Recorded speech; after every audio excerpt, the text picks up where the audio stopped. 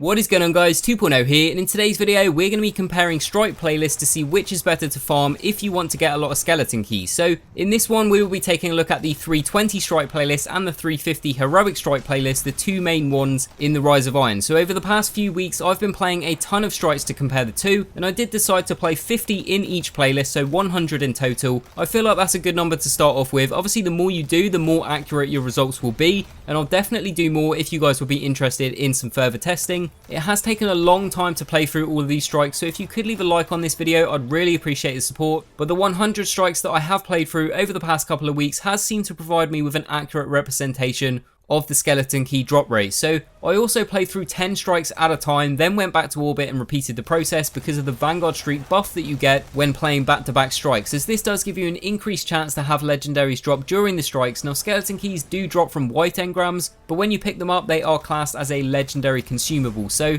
just in case the Vanguard buff did affect the drop rate of skeleton keys, this was my way of eliminating that as a variable to keep the testing as fair as I possibly could. So each section of strikes I played through was in a group of 10, then I went back to orbit to remove the buff, but to be honest it didn't seem to have any effect on the drop rate of the skeleton keys, as most of the time when I actually had one drop it was in the first couple of strikes that I played in that session. So although it doesn't seem to affect it, I still wanted to make sure that the testing was as fair as I could possibly make it. But getting into the strikes, first I completed 50 of them in the 320 strike playlist. These are the ones on the left hand side of your screen, and throughout the 50 strikes I received a total of 7 skeleton keys, so that's around a 14% chance to receive a skeleton key in each strike, and again that's the 320 strike playlist. After this I completed 50 in the 350 strike playlist or heroic strike playlist. These are on the right hand side of your screen, where I received a total of 8 skeleton keys, so around a 16% chance to receive one there. So what does this tell us? Well, they are pretty much the same. Chances are the drop rates for skeleton keys from both playlists are identical. I just happened to receive one more in the 350 heroic. So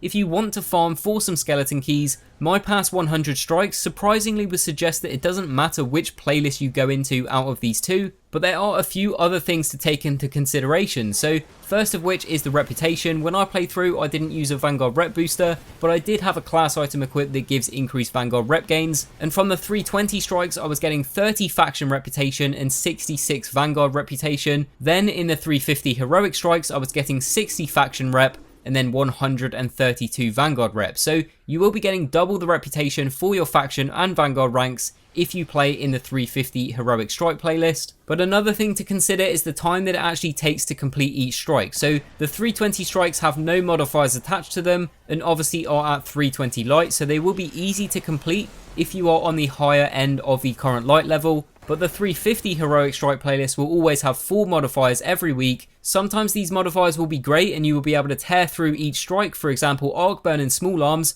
Get 3 Zalo supercells and you've pretty much completed the strike before it even starts. Void Burn and Airborne is another great one. Shoot the Telesto and then jump around all over the place, and that was actually one of the modifiers on when I started the 350 strikes for this video. And then anytime Solar Burn is on them, Galahorns and Celestial Nighthawk get the job done really quickly too. So if there are good modifiers, even though the 350s are the higher level of the two, if you're around the max light level, you'll most likely get through them much quicker and you'll be able to complete more of them. If the modifiers are bad when you want to farm for skeleton keys, for example no elemental burns, you might be better off playing the 320 strikes instead. The next playlist I like to test though is the Nightfalls. Now, it would make sense to me at least if the Nightfall had a higher chance to drop skeleton keys, but to be honest, going into this, I really thought that the 350 heroic strikes would have a higher drop rate on them as well. So I was very surprised at the end of all of this to see just how close that it actually was between the two. But like I said, the next one that I want to test is the Nightfall, so hopefully we get one like the Scion Flares very soon with some easy modifiers, as I might need to do a good portion of them solo, as I don't think many people will want to play through 50 Nightfalls.